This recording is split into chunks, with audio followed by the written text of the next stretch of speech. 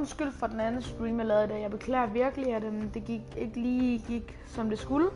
Men den her stream, den kommer til at gå som det skal. Hello folks, and welcome to this, a very special edition of Paddock Pass. As you can see, there's no pit lane behind me, and as you can hear, no roar of engines, and that's because they've set me free from the F1 paddock to escape here to the countryside and to the headquarters of Formula One's newest team. Now, it's not every day we get to pull back the curtain and look behind the scenes at an F1 team. Rarer still, we get to talk not only to the team owner, but also the team's lead driver. But what makes this place extra special is that the owner and lead driver are one and the same person. Now, it's been an interesting 12 months, and we all know a number of the regulation changes which were due to come into effect this year have been delayed until next. Some, though, are still seeing the light of day, amongst them the all-important budget cap, which gives some of the smaller teams a little further down the order, potentially, the opportunity to compete with the bigger teams. Good for them, but great for us as viewers. But what does our new team owner think about these new rules? Do they see them as a challenge, a hurdle that needs to be overcome? Perhaps they see them as an opportunity to disrupt the status quo, a chance to come out swinging and to carve their name into Formula One history. Well, I had the opportunity to ask them these very questions just earlier today, and here's what they had to say.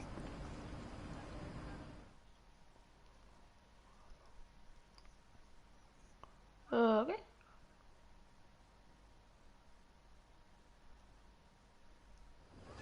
Well, first of all, thanks so much for inviting us here today. It's been wonderful to see behind the scenes. As you might expect, I've got about a million questions, so let's jump straight in. It's been a long time since we last saw a team owner take their own car onto the track, and the sport's changed enormously in the intervening years. How are you going to handle the responsibilities of both managing and driving for a Formula One team?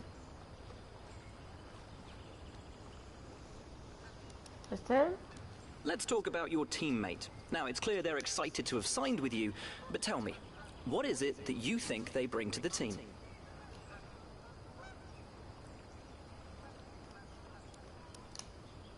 So you've obviously been putting a lot of work into the car. I know it's early days, but how do you expect it to feel out there?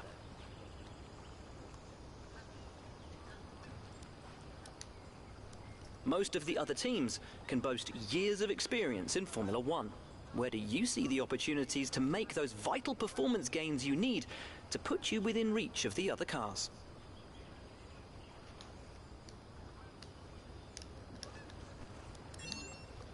Ultimately, your success this season is going to come down to whether you can take... And finally... Well, thank you so much for your time. It's been wonderful to get an insight from you and, of course, to see around the headquarters. Thank you for today. Really appreciate it. And thank you all at home for watching as well. We'll see you very soon. Whoop, whoop, whoop.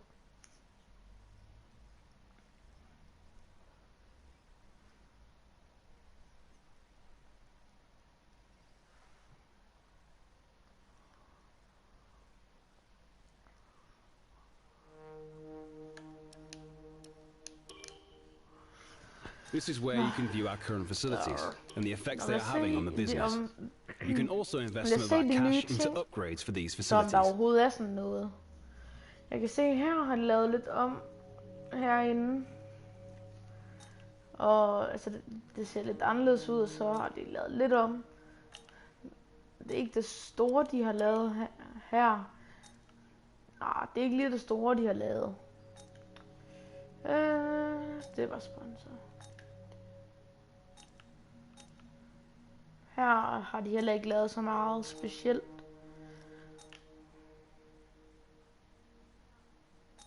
Ja. It's important to use the time between races to the fullest extent. That's where these activities come in.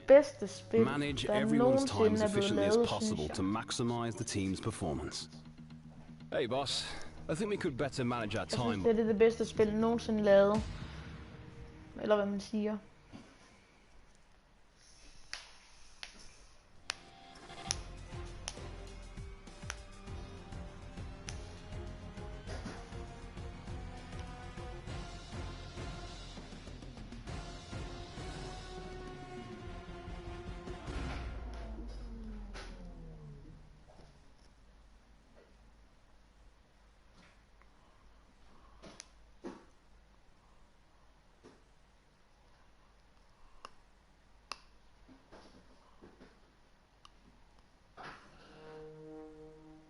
huske at slå den der ting til. Den der air condition.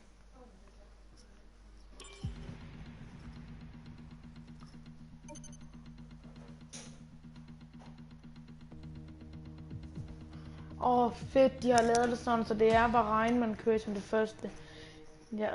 Jeg håber, at hele sådan, alle race der fra den, de kører i virkeligheden nu, det håber jeg virkelig.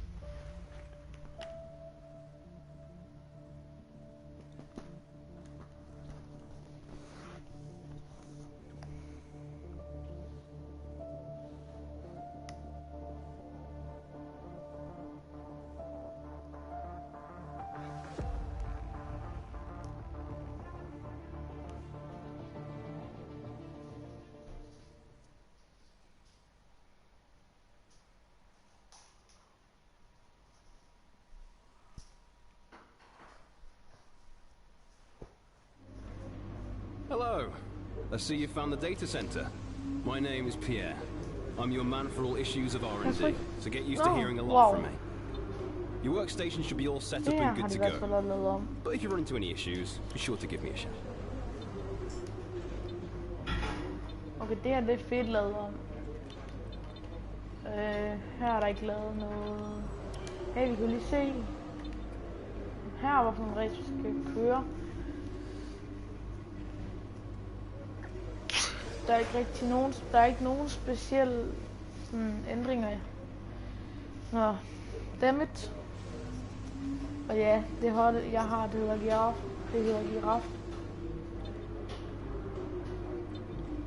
Nå, lad os bare komme i gang.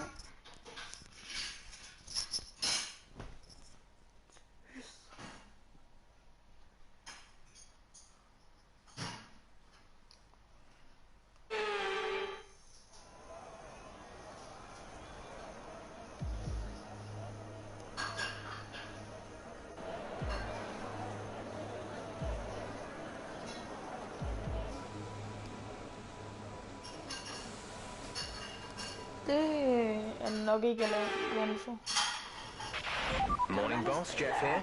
Thanks again for bringing me on board. You've found a lot of talented people for this team. I can't wait to see what we can accomplish. Our journey to the Constructors' Championship starts here today, and the car is ready to head out whenever you are. Nå, lad os komme ud og prøve at køre og se om den her bil er god, om jeg er god, og det hele bare fungerer.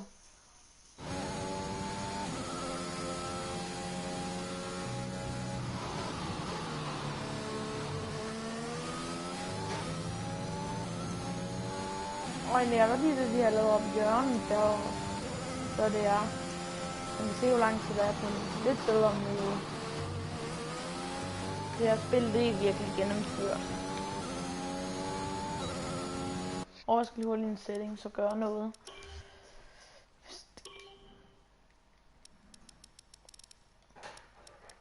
Sådan. Så burde jeg selv at styre det igen. Ja, sådan.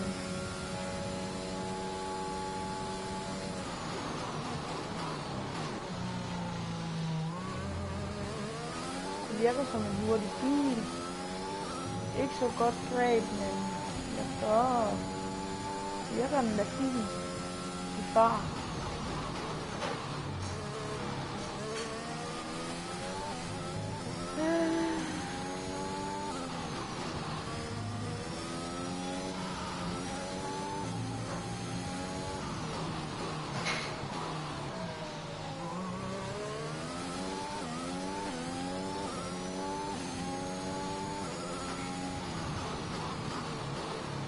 Okay, lad os se, om vi kan få en god sæson den her gang. Det er 20 race, så det skal altså være en god sæson. Jeg håber, at jeg får en podie i de første race her, eller vinder, hvor regnet frem til. Det håber jeg virkelig.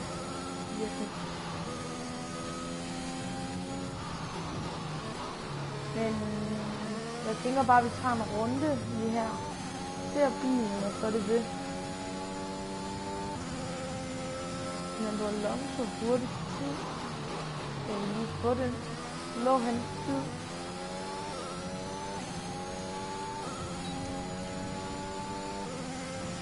Easy. Nej. Jo, easy.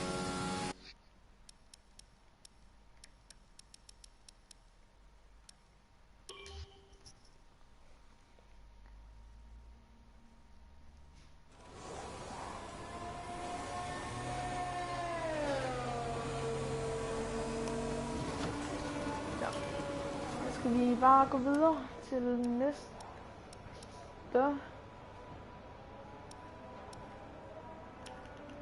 Ja, det skal vi. Og der er et åndssynligt. Ja, lad os gå videre til bare til qualifying.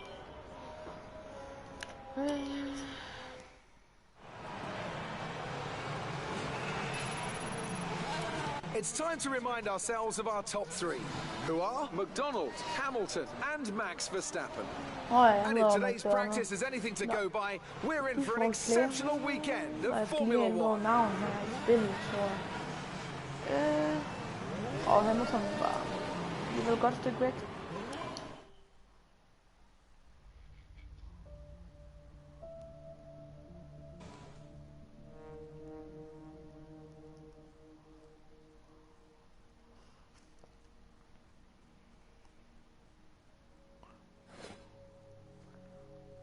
Resource points.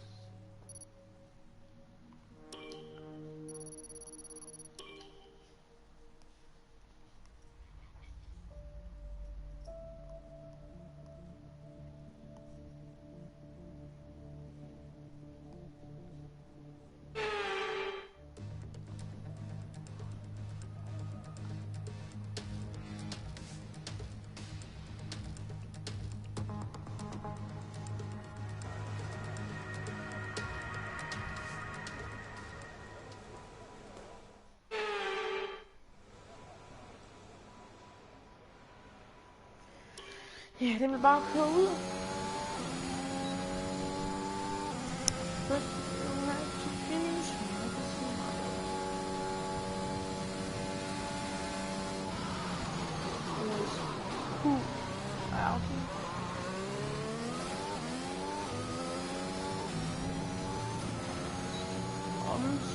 Omsang cooling.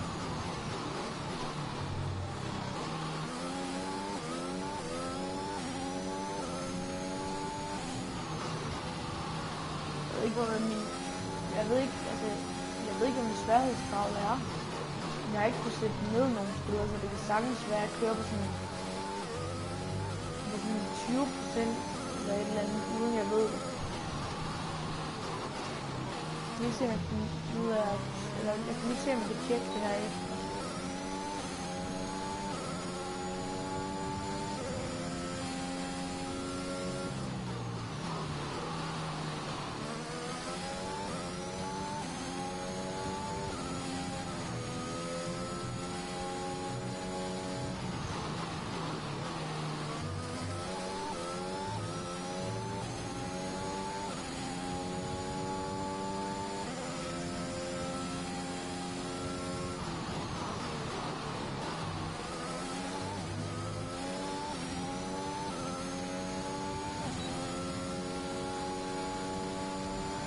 There we go.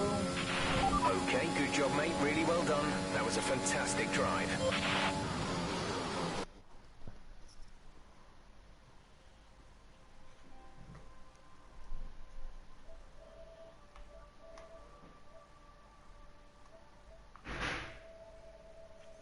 Får man dit trofæ. Woo!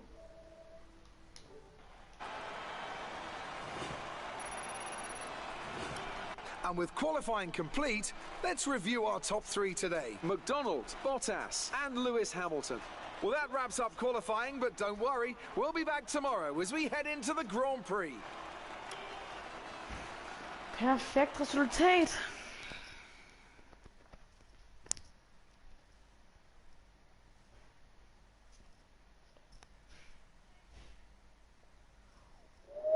So that was an exciting race from our perspective. Let's have yours. Looks like you had a great qualifying section. It must be a relief being that far up the grid. Nogle sjove farver.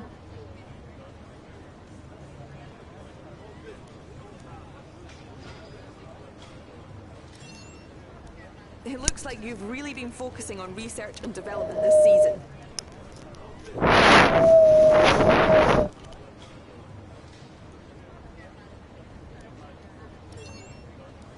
You didn't practice much this weekend. Are you saving your car for the race?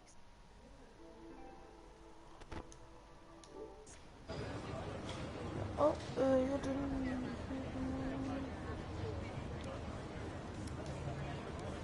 Great. Well, that's everything. Det er så ikke glad om det lige her. Nemt nok, ikke?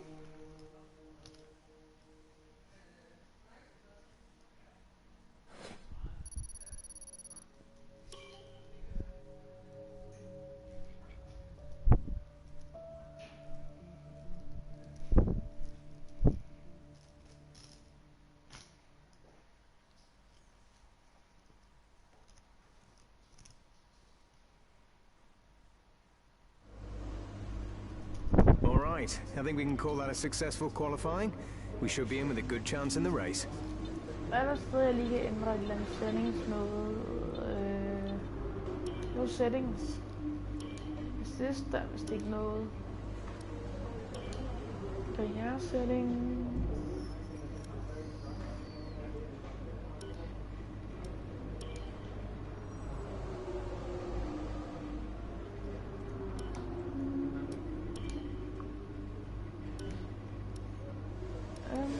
Rules of points.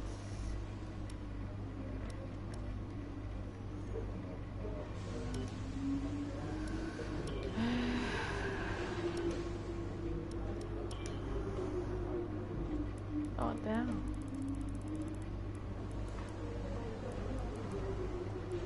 Skal vi sætte den op til 70? Vi skal lige prøve... Ja. Lad os prøve 70.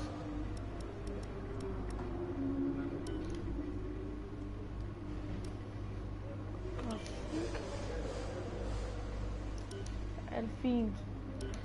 Så er det vel bare til racet.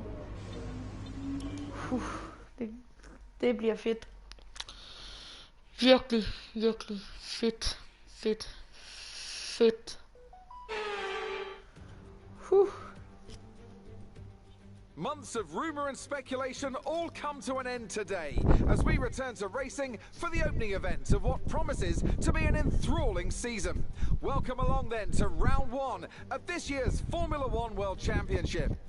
Formula One returns to the desert today on this exceptional 3.36 mile circuit.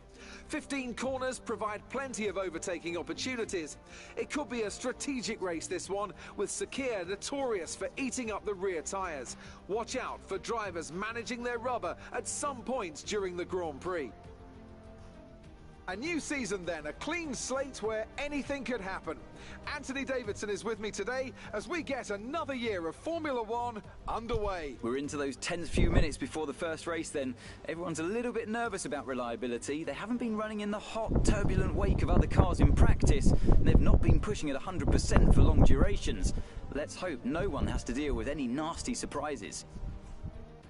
Before we begin, let's take a quick look at the grid lineup for today's race. McDonald lines up on pole position, and Valtteri Bottas will line up alongside. As we continue through the rest of the grid today, we have Hamilton, Verstappen, Sergio Perez and Norris, Ricciardo, Leclerc, Vettel and Carlos Sainz, Stroll, Gasly, Fernando Alonso and Ocon, Tsunoda, Raikkonen, Antonio Giovinazzi and Mick Schumacher, Russell, Markelov, Mazepin and Nicholas Latifi. Which of these talented drivers will come out on top today? No. What a great way to start the season. Pole position. Now let's take the win. Egentlig var det ikke Hamilton, der var bedre end mig. Det var anden plads. Jeg kan huske, at jeg det ellers. Ja, det er sikkert mig, der tager fejl.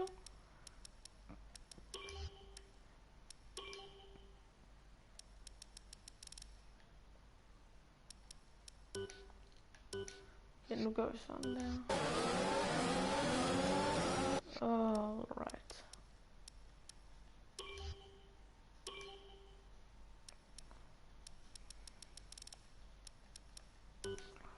For...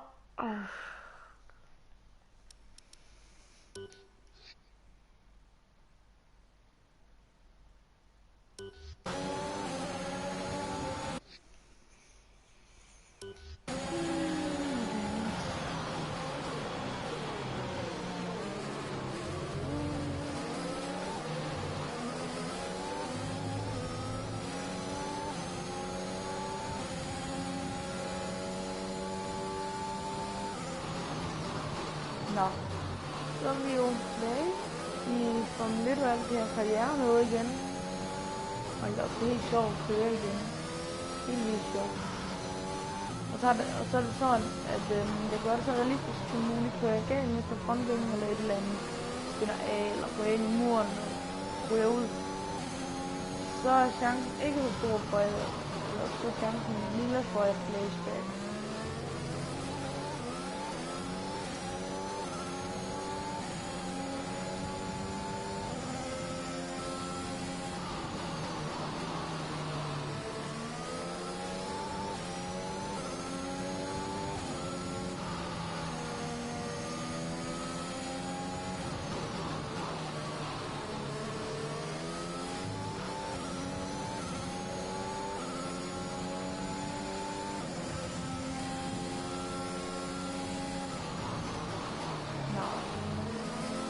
Ikke noget kaos.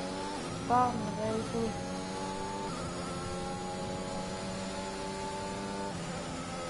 Og det der er fint lige nu.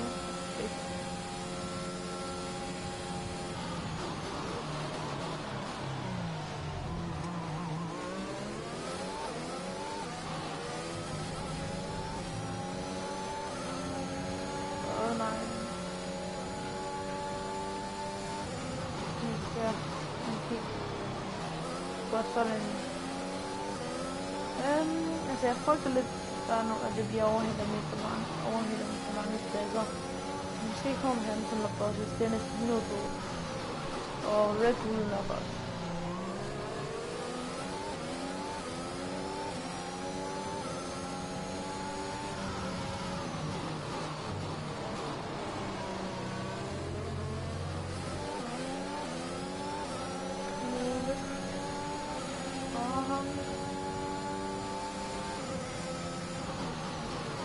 Jeg tror, jeg tager og bruger en omgang. Det er jeg nu.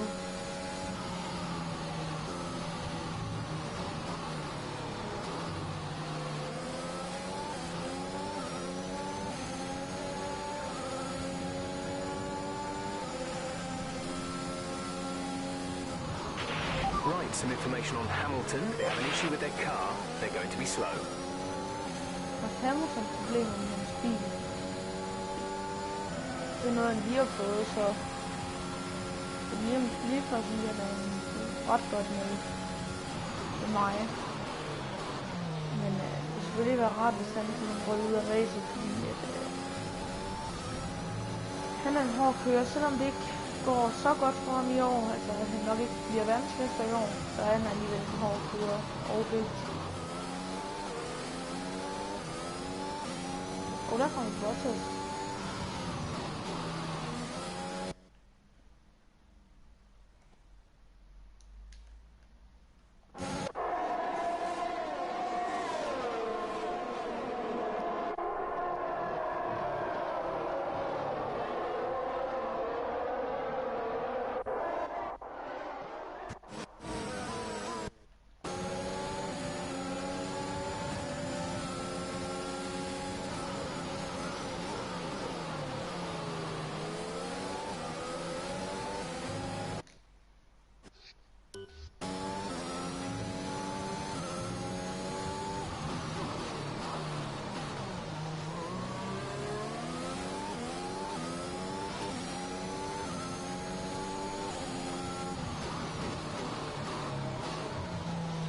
Jeg håber virkelig, at jeg vinder de her race.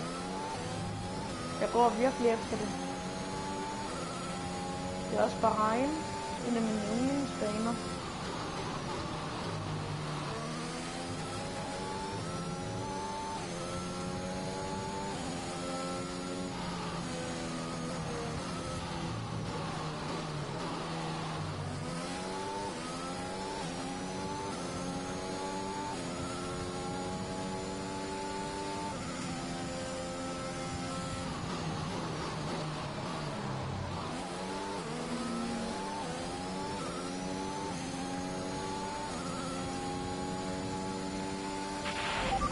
approaching the pit window.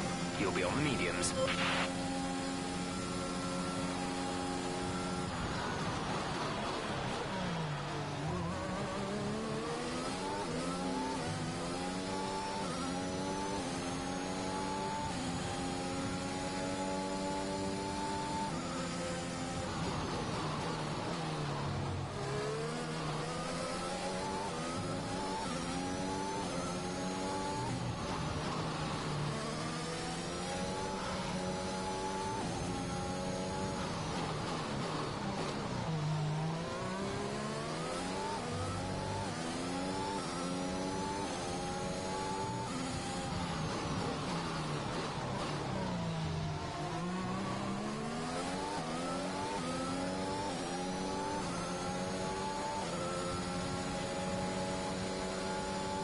Jeg sætter sværhedsgraden lidt mere op til næste dag.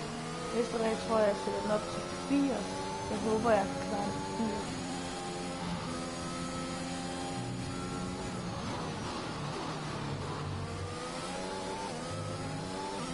80. Men lige nu kører det jo som det skal. Det kører flyvende.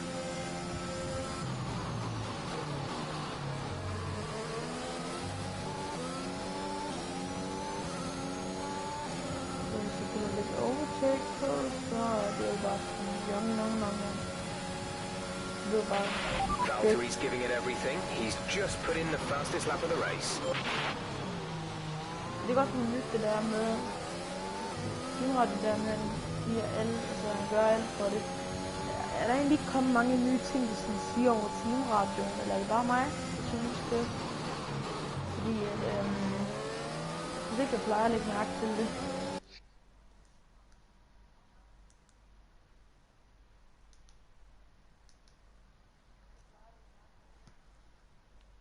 Okay, jeg skal bare lige se, om man kan høre mig. Lad os køre igen. Morgen.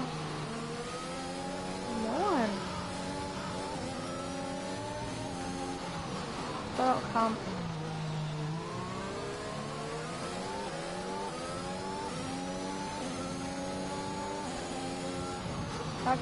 Tak for kampen, Bottas, men du kæmpede godt, men ikke godt nok.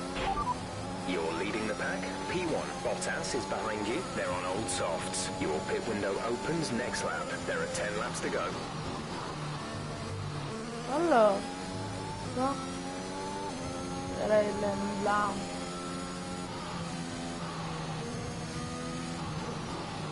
Ej, hvad er det, der først larmer? Okay, 2 sekunder. Ja, 2 sekunder stream. Jeg kommer lige om lidt.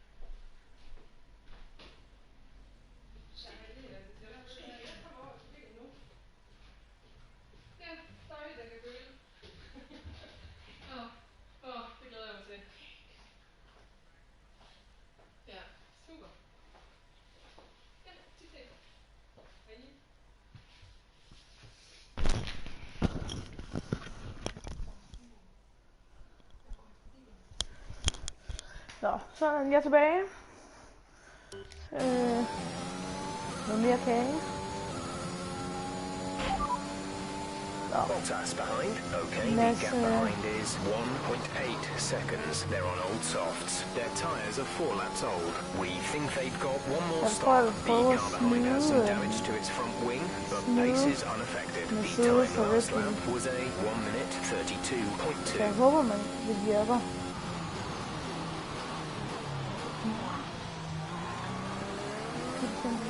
Måske går jeg så og køb.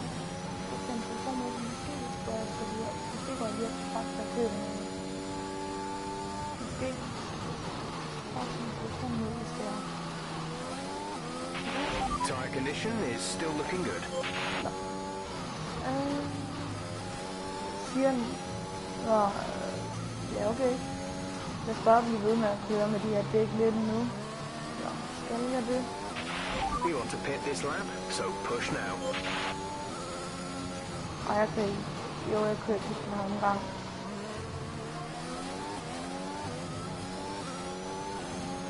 Så nu giver jeg bare bilen alt, hvad den har.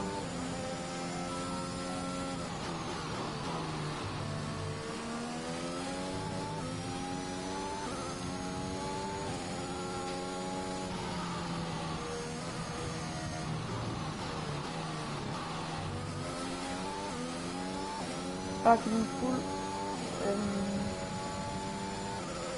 fart ned ad langsiden og så ja. Ja, men bare det sådan, måske så går jeg over stop.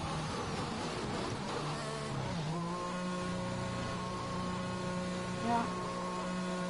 Ses.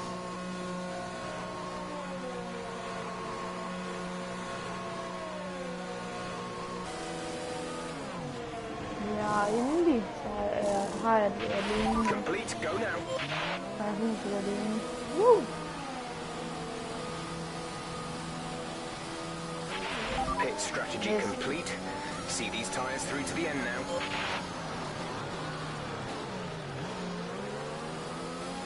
Den holdkammerat.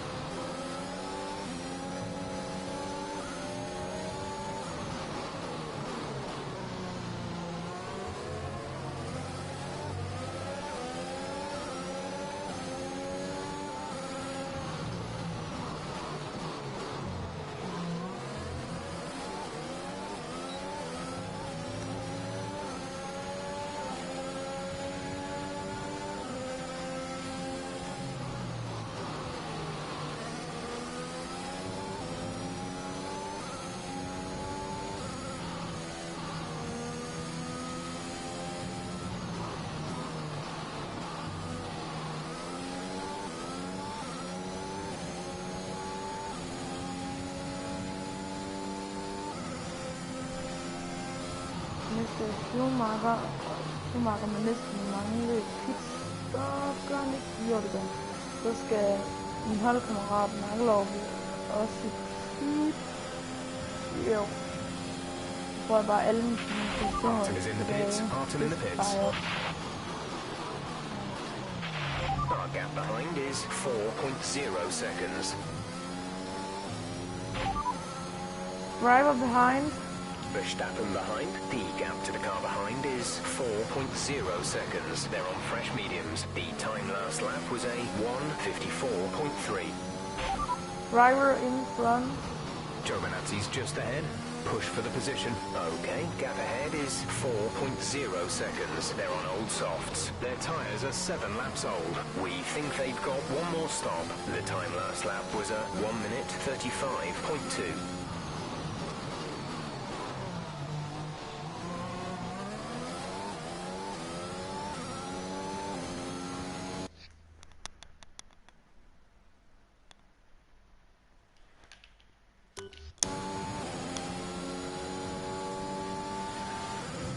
Dejligt, endelig fik jeg huset for mig selv. Nu kan jeg det mindste være live uden Den har en mor og far, der forstyrrer. Men jeg tænker også, fremover når jeg går live, så gør jeg det, hvor mor og far de er hjemme, eller hvor de laver noget i haven. De gange, hvor jeg bare kan være selv, vil jeg gå live. Det vil jeg gøre fremover. Der kommer stadig tit streams ud, så...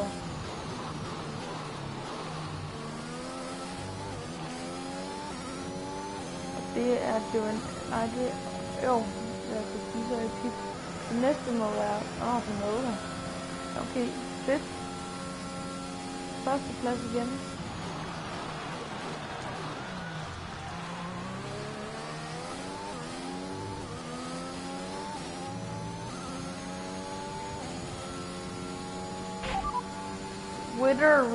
Weather report. No rain expected. No rain expected for the time being. Dries seem like the best tire for now. Pit stop information. Look after these tires now. We want to finish the race on this compound.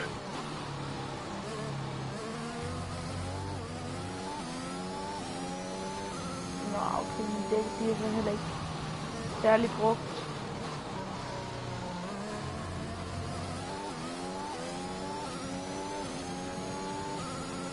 Stoffen er virkelig efter mig lige nu. Men jeg prøver så at holde den med overtake på den, og så alt andet, og så prøver jeg bare at gøre, hvad jeg kan for at lade så stor gap som muligt. Det kunne også bare være fedt at have en kæmpe gap, så måske få rekorden, det kunne have været fedt. Men tror jeg så ikke lige. Men hvis jeg kan få den ned på 5 sekunder, så ja, perfekt. Great work. That's a new fastest lap of the race.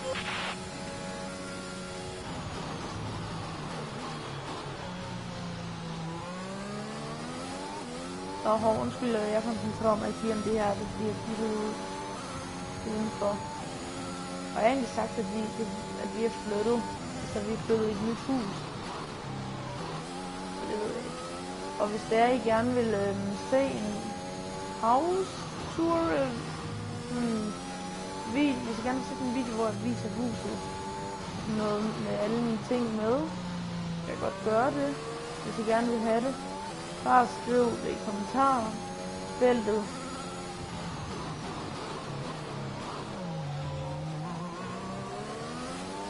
Jeg kan også gå ind på måske Instagram eller et eller andet sted, så skal folk lige se det.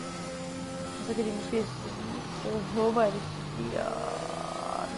jeg håber næsten ikke, at de er, fordi jeg er ikke lige så god til at vise ting frem, og det er ikke på YouTube.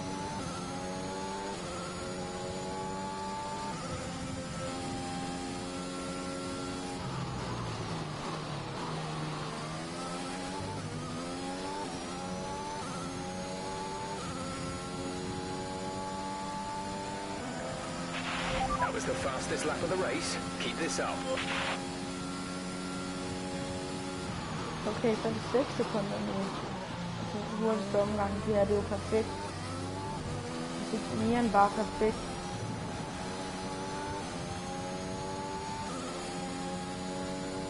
Hamilton på anden plads nu.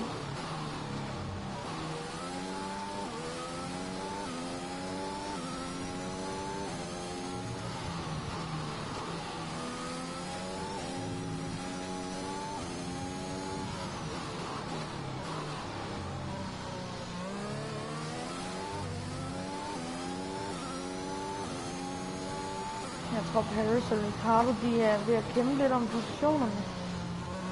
Jeg tror, at der ikke er nogen, der er udgået endnu. There's static over the radio. Say again. Tire status. No need to worry about tire condition for now. Everything's looking good. Så har Max Verstappen lige fået, eller hvad den hedder, så har Hamilton lige fået fart på bilen igen. Nu kører Hamilton ikke så langsomt mere, nu bliver jeg helt bange. Nu kan jeg godt være til at skynde mig at køre. Fordi at nu er han jo helt nede på 5 sekunder, og han bliver kun hurtigere og hurtigere. kom væk.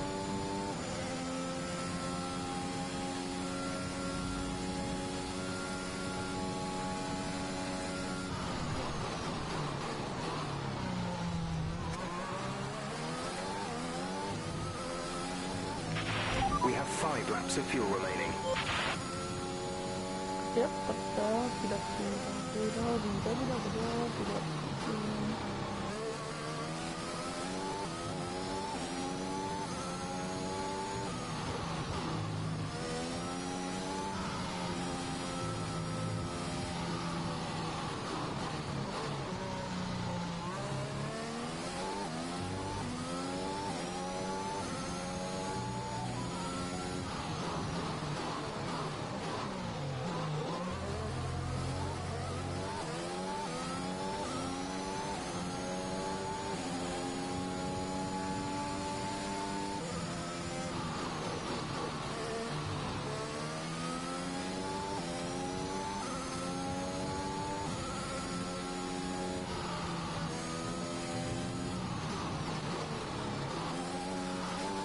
Har I lagt mærke til de her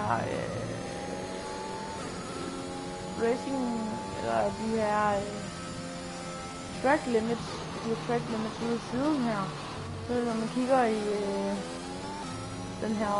den der deroppe, hvor man så kan se bagud uden selv at kigge, der er den helt gråt. Ej, græsset er også gråt. Altså, tingene er bare gråt, når det er what the fuck.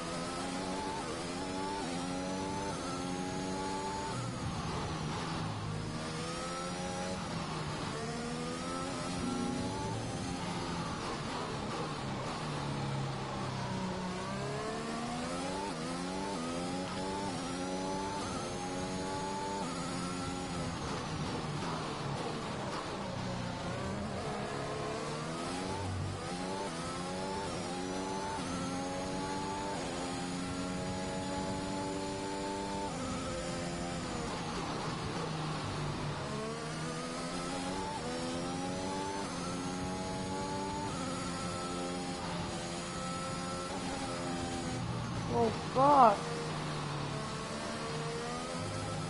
Der er ikke plads til nogen fejl lige nu. Hvis der sker nogen fejl, så er det noget lort.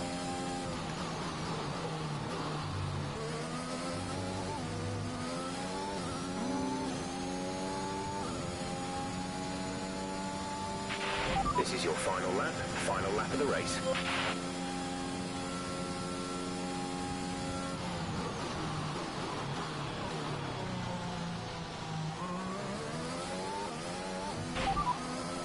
Race update.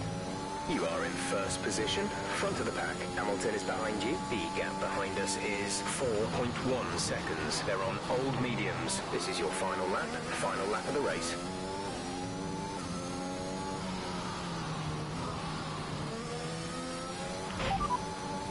T-Y-R-E-S-T-A-T-U-S. Say that again, we're having trouble receiving. Ej, jeg troede lige, man kunne sige sådan noget. Okay, lad os lige hurtigt prøve at sige det. T-Y-R-E-S-T-A-T-U-S. Didn't catch that. Say again. Fuck, han får en tid på mig lige nu. Ej, jeg skal fandme væk nu. Og jeg tager kagen med. Jeg tager meget gerne kagen med. Lad mig komme væk.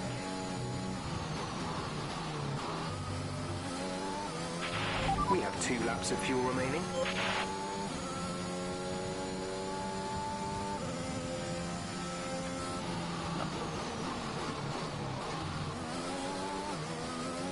Ja, jeg kan lige hurtigt få den op på nogle sekunder. Kom nu. Ej, vent lige, check en flag.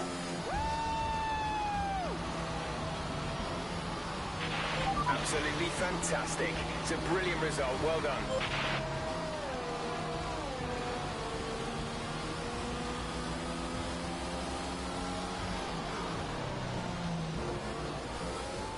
That's it for another spectacular Grand Prix here in Bahrain and a real champion's drive to take the win. So, Anthony, what made the difference out there today? I'd say it was down once again to good, consistent driving, nailing the corners, working to the track conditions and perfecting the team's strategies. They got all of these things right today and the results speak for themselves. Well, I'm thoroughly exhausted after the excitement of that race, but I'm sure it's nothing compared to our drivers here. They've worked hard to make it up there, and it's great to see them make their way out onto the podium.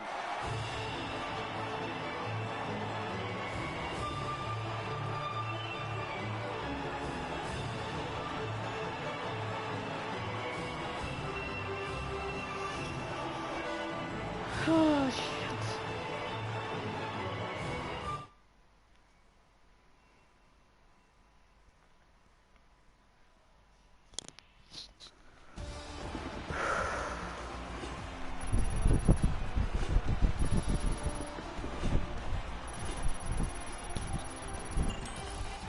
So then, it's time to see how this result affects the Drivers' Championship. McDonald takes over the lead of the Drivers' Championship. So, Anthony Davidson, who would you rank as your driver of the day? Well, Crofty, Daniel Ricciardo would have to be my driver of the day. It's less about what he did right, but how little he did wrong. Perfect driving. Let's move on to the constructors. The owner drivers team moved to the top of the table. I'm equal parts exhausted and elated with this weekend of Formula One. Be sure to join us for the next one. Okay, shit, race. What, det der var fedt. Det var sygt fedt, det der med teamradio, hvor du sagde woohoo. Det var da mega fedt lavet. Altså, så sagde du woohoo. Det var fedt lavet, det der med woohoo. Ja, wow.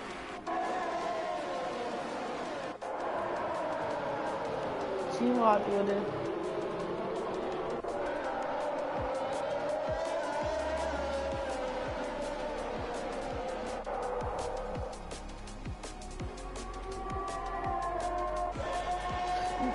Det er sgu da også fedt, det der. Så går den lige det der lidt 5.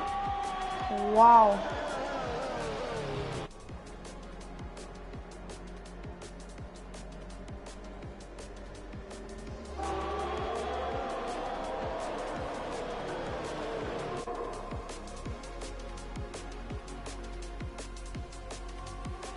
Jamen det er sikkert lidt 20.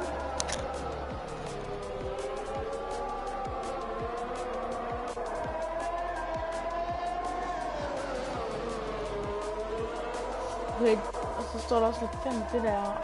Det. Jeg vil sige en ting, de har virkelig gennemført det her i år.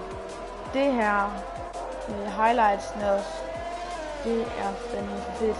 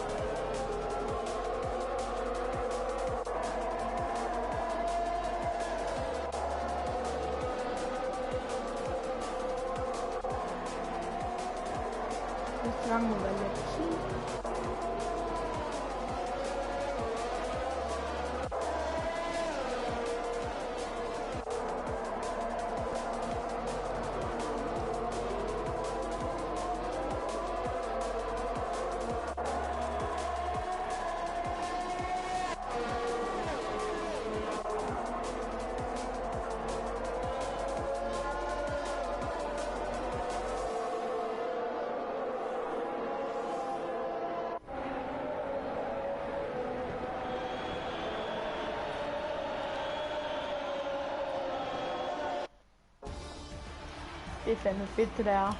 Nå, jeg kommer lige om 2 sekunder. 2 sekunder er jeg tilbage.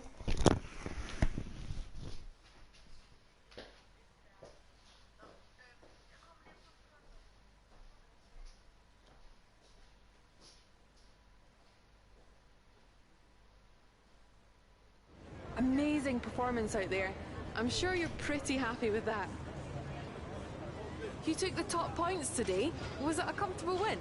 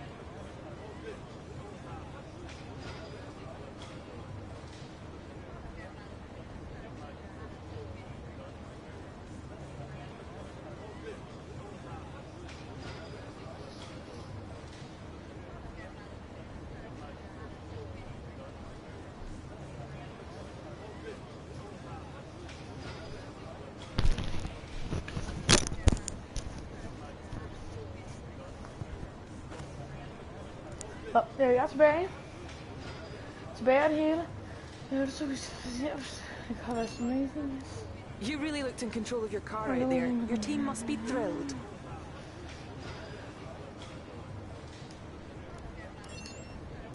It wasn't the cleanest race today, was it?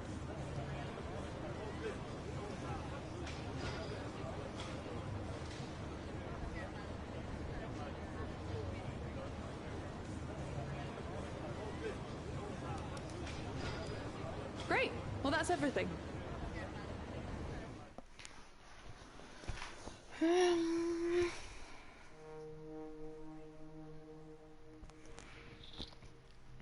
Skal vi tage et race mere? Ja, vi tager et race mere. Road away. Vi tager lige det næste race. Er det ikke Spanien? Eller hvad var det nu lige, det var? Nå, det kan jeg se nu. Den gider at komme frem. Flot stillet. Godt billede, mand.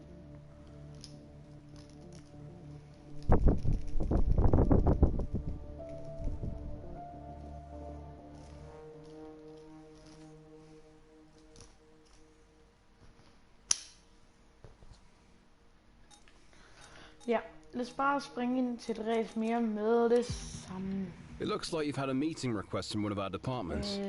As the boss, departments will often reach out to you for advice on how to handle the various ongoings of your team. These events can range from everything from organizing charity events to dealing with driver matters. Thanks. I appreciate you taking the time to help out.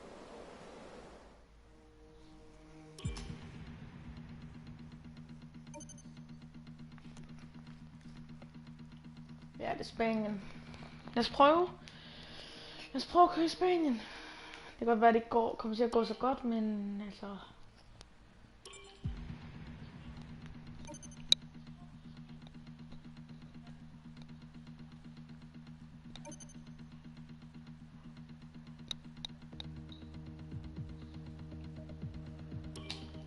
Race weekend.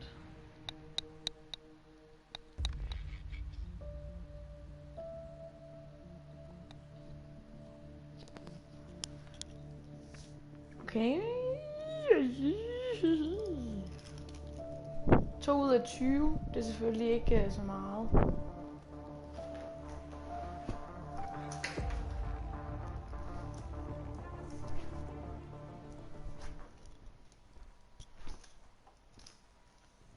Jeg kunne vælte det.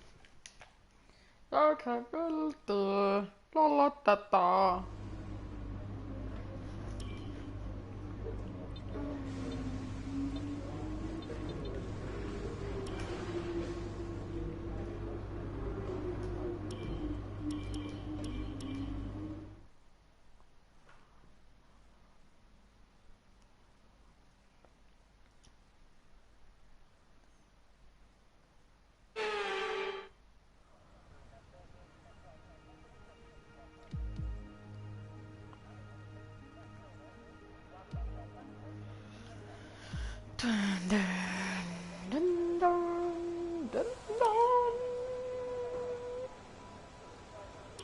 Og lad os tage et flying lap, og så bare run igennem hele banen.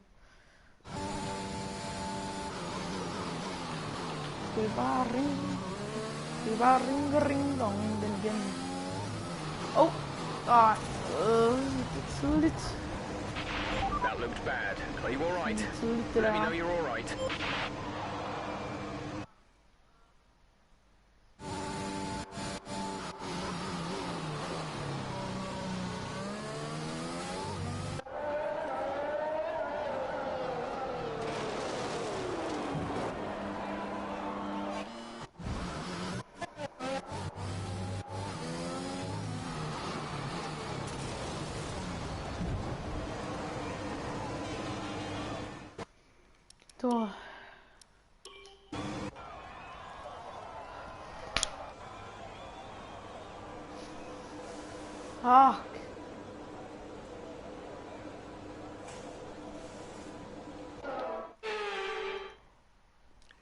The session has drawn to a close, so let's review our top 3. Norris, Perez, and Dan.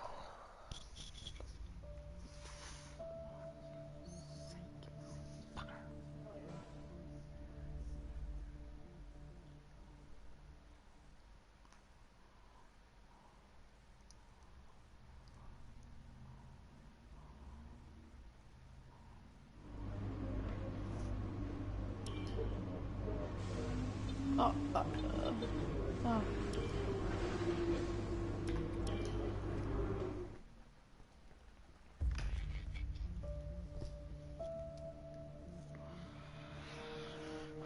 vil prøve.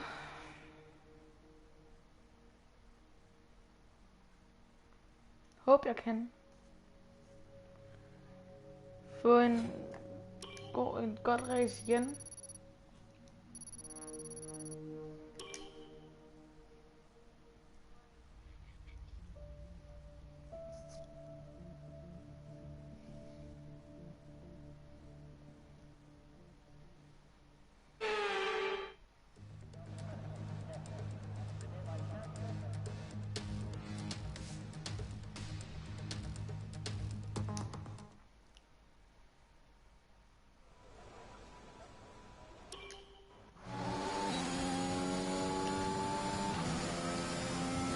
Nej, så kommer min mor hjem igen. Og det er dejligt at være hjemme. Nu skal jeg nok være forberedt på barn igen.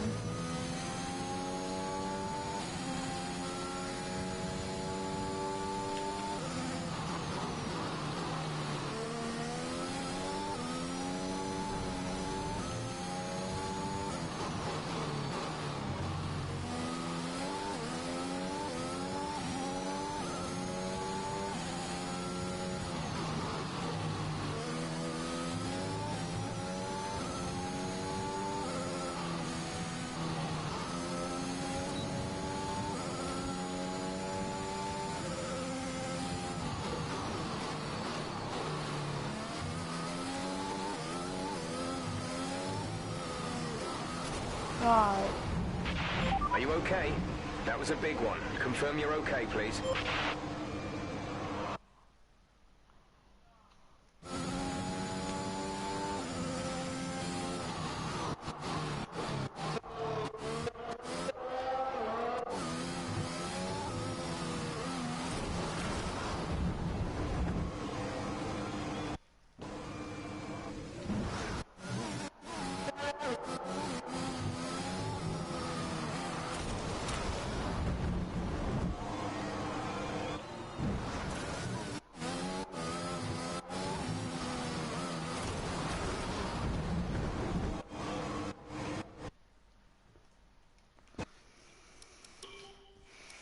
Det skal nok blive et rigtig dårligt race.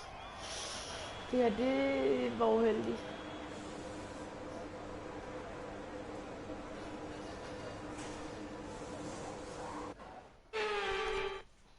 We're all ready for tomorrow's race, but before we begin, let's have a quick look at those who will be fronting the grid. Hamilton, Bottas, and Lando Norris. With qualifying wrapped up, we now have our grid line-up for the big race tomorrow. Be sure to join us then for what will no doubt be a fantastic...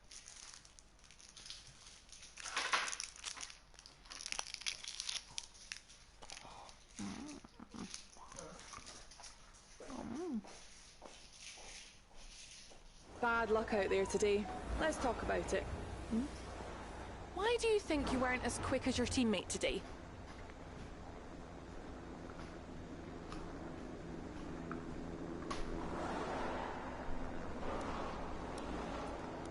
Do you feel that you don't need to practice? Not a great day for your teammate today. What do you think went wrong?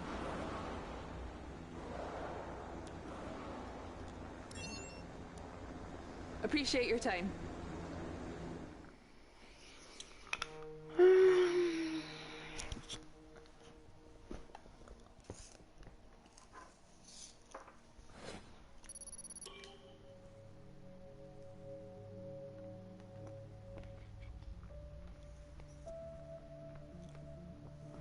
Ja, det er virkelig uheldigt. Jeg kan vide, om jeg kommer særlig langt i det her race.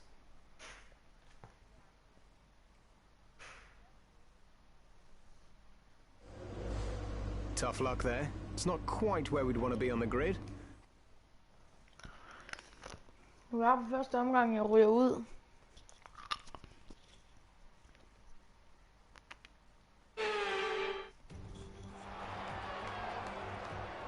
The Spanish Grand Prix has been a permanent fixture on the Formula One calendar for over 30 years now, and for good reason.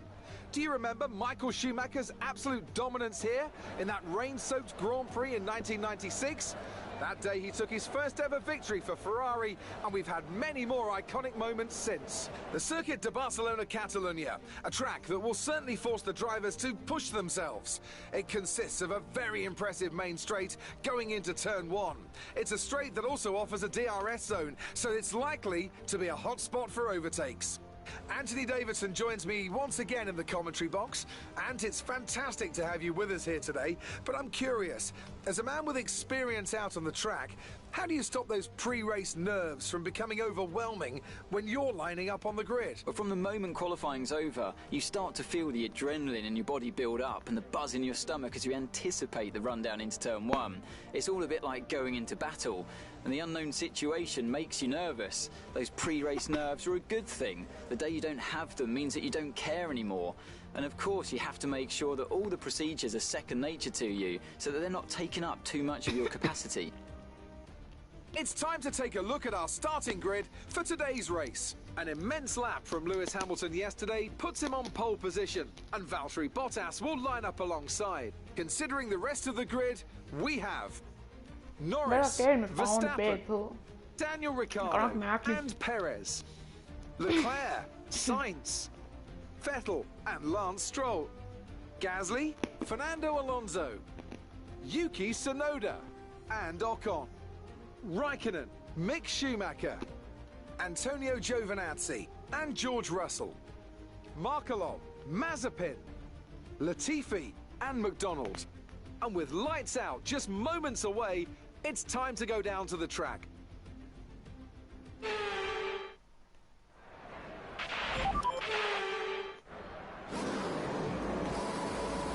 Det er nogle gange, jeg skal nok klare, håber jeg. Jeg håber, jeg klarer det uden at ryge ind i den der dumme mur derovre. Den der dumme mur. Jeg håber også, der kommer til at selv kan styre det her fuel mix og ERF kan slå ind ud. Jeg håber, at der kommer til at selv kan styre.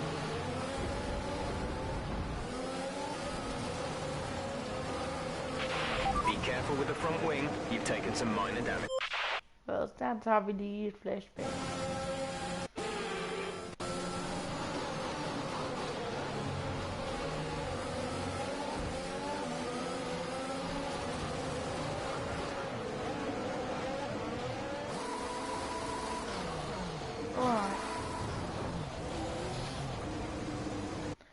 Så bruger vi det sidste flashback, vi har.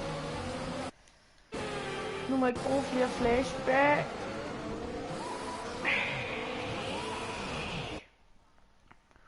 Okay, fordi jeg lige starter ud, så må jeg gerne.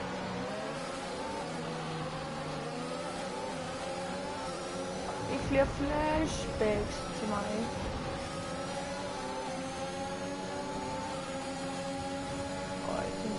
A new strategy is available on the MFD. Hvorfor skulle jeg køre pit bare for det? Seriøst, der er jo ikke sket i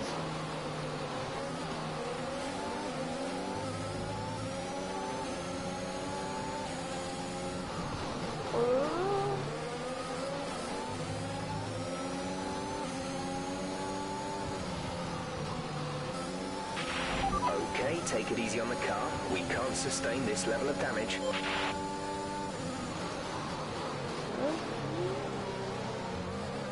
Kom ind foran. Masser af dem der også. Woo!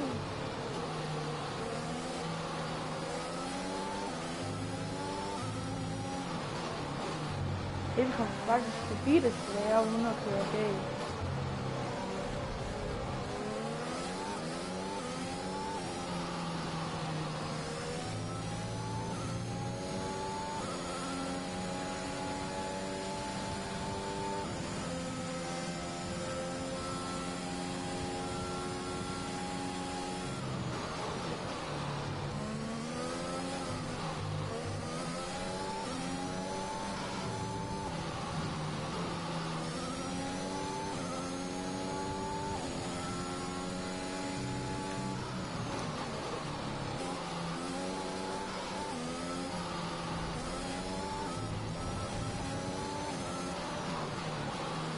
uden det, at det er sådan en charge race, hvor jeg bare kører det totalt igennem. Sådan fra sidste til måske en eller anden høj plads til vide. Sådan ser det ikke sådan ud lige nu, fordi jeg mister så meget tid. Nej. Are you alright? Engine off, engine off. Nej.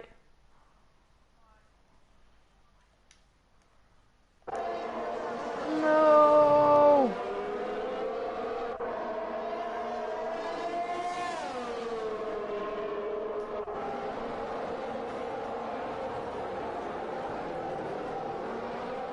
Nej. Just no.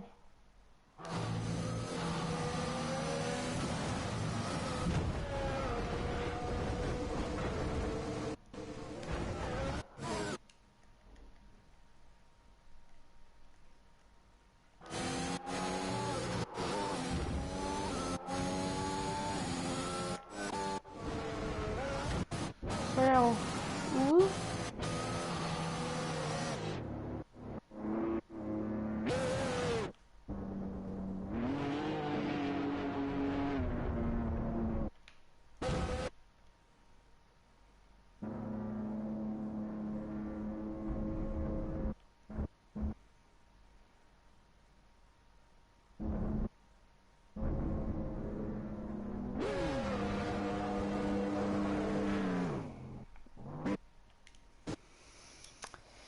Ja, det betyder så, at jeg er ude.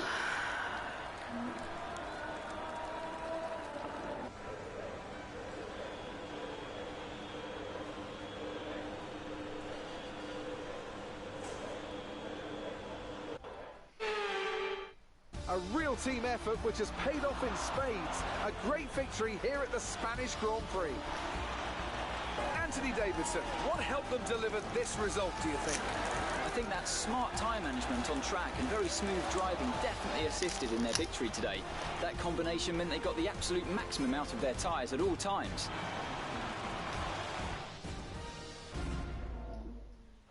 And I can see the drivers starting to approach the podium for the victory celebrations. A real team victory today. Everybody played their part. Congratulations then to Mercedes, your race winners today.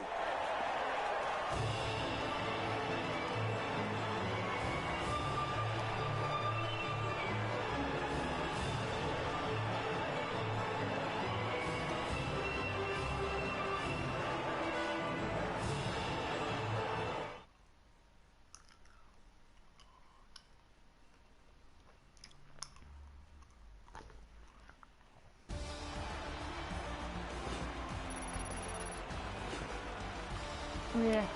Let's see what effect this result has had on the drivers' standings. Lewis Hamilton takes over the lead of the Drivers' Championship after an excellent result. Now, let's discuss, Ant. Who would you say is a contender for Driver of the Day? Definitely Antonio Giovinazzi, isn't it? No matter what the rest of the field threw at him, he didn't put a foot wrong. Superb drive from him. It's time to see how things are shaping up in the Constructors' Championship. Mercedes move to the top of the table. Meanwhile, Ferrari have improved their position.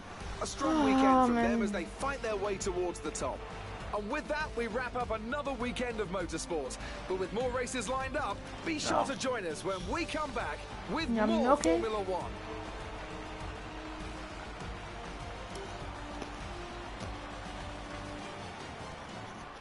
Ja, men jeg vil slutte streamen her, så tak fordi I så med.